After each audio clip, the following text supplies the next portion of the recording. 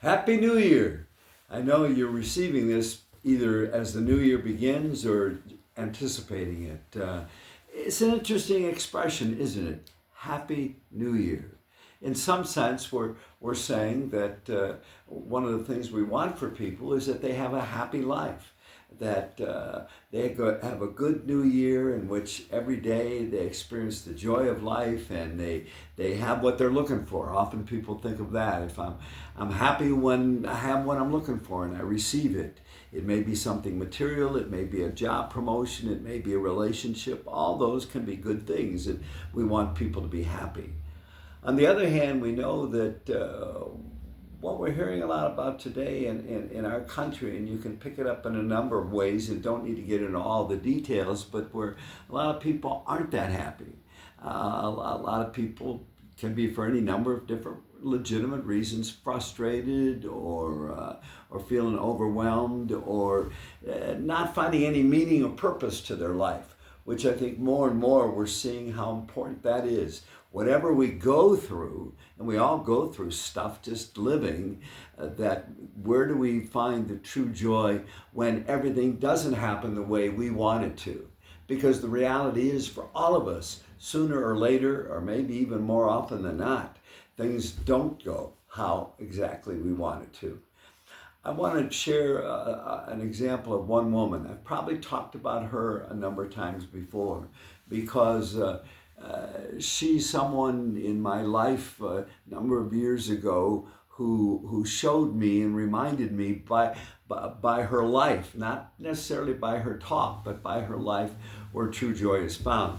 And I bring this up for a couple reasons. One, her name was Esther. Esther lived to be 100 years old. And even when I saw her in her older years, she was still very vital. She still had a certain joy about her, rooted in seeing her life as having meaning and purpose.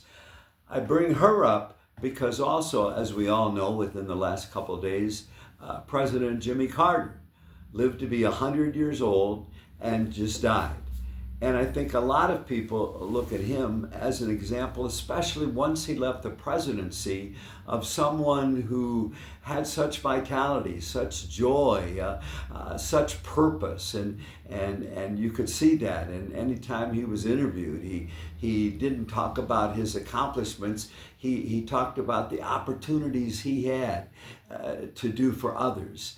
And I think that's a real wisdom that we all need to look at. If we just look for happiness, what's going to make me happy? And if life's got to go the way I want it to and it doesn't, I'm unhappy, we miss the point.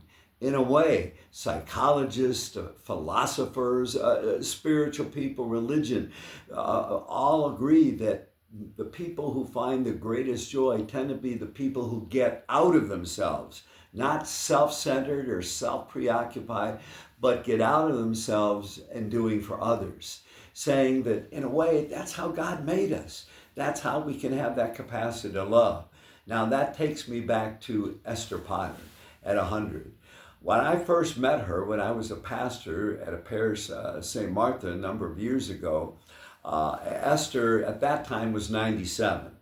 And they had an outing for me that when I became priest, a celebration, an evening as a new pastor to express their gratitude to me and to remind me from them how much they valued me and how much they would support me. Well, Esther gave a presentation at that time at 97. And there were over 300 people in the social hall and lots was going on. We tried to make it a fun event, and it was. But Esther got up and she read some poetry, and poetry that she had written. And it was wonderful. So I followed up with Esther a few days later because I saw that spirit in her. And I said, Esther, what do you do with these poems? And she says, well, I go to the nursing home and I read them for the people there and I see it makes them so happy. Wow, Esther's 97. I said, those people could be your kids. But she had that great spirit. I learned from her, and she's just one example of everything I've been talking about here. learned from her that when she was younger, her husband actually left her when they were only married for a few years. And she had 2 children she raised on her own. And back in the 1920s and 30s, she would take a streetcar to go to work. And it took her time. And then later on, one daughter became ill, and the daughter only lived to be in her 40s. And her son actually moved away from Akron and lived down south. And so she was really on her own. She had every reason. She could be miserable, she could be negative, she could be resentful, but she wasn't. Oh, I'm sure she had her moments. But she just had such a spirit of life, and because she knew she could contribute, she had a sense of worth, not because, hey, see me as worthy, but she had a sense of the worth that she could do for other people, bringing them joy, and that brought her joy. I can tell you this too. When she reached 100 years of age, she fell, and she had to be bedridden. And I remember thinking, oh, you can't go to the nursing home and do all these other things for other people. This must be difficult for you. And she said, no, Father, I can still make a difference. I still have a purpose. Well, how?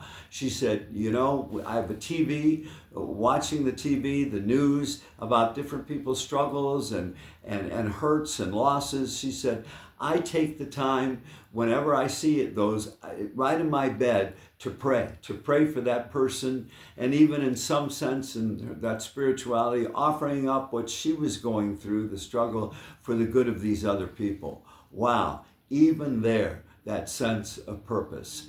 And I think that goes right back for her and for all of us, whatever your faith is, the spirituality, for so many of us who recognize Jesus, he showed us, and by his own example, that when we get out of ourselves and when we touch another's life, we in some way do how God created us to be, and we're in harmony with who we are, and we find great joy. So, Happy New Year, and find happiness this year in getting out of self. Me too, and knowing that your life is a gift to the world from God. God bless you.